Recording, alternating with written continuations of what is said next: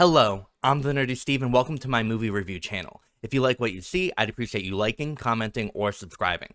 Today we'll be reviewing Kyle Balda's The Sheep Detectives in one take.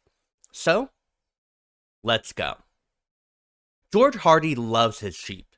He gives each one an individual name and reads them detective stories every night. That is, until he is murdered.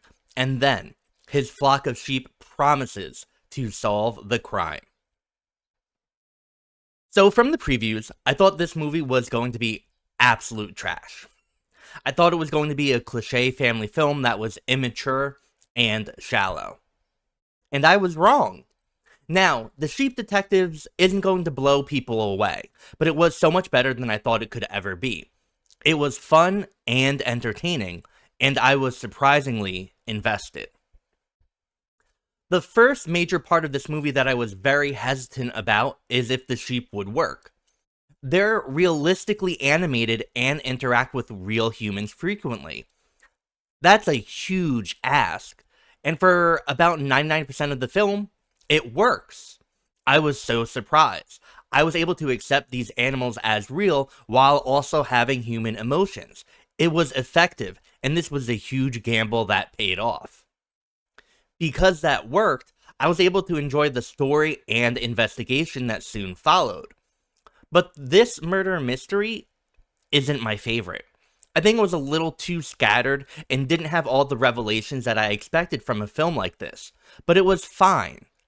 The movie kind of goes back and forth from the human solving the case versus the sheep, and I found that to kind of kill the momentum at times. It was a difficult thing to balance, and it didn't work for me here. And there is also much story here too. We focus on the sheep a lot. We learn about them. They have their own character arcs. And it was a surprisingly interesting aspect of the film. I found some of it to be a little too weird. There's a thing where the sheep can forget anything at any time that I didn't love, but there was some much needed heart here.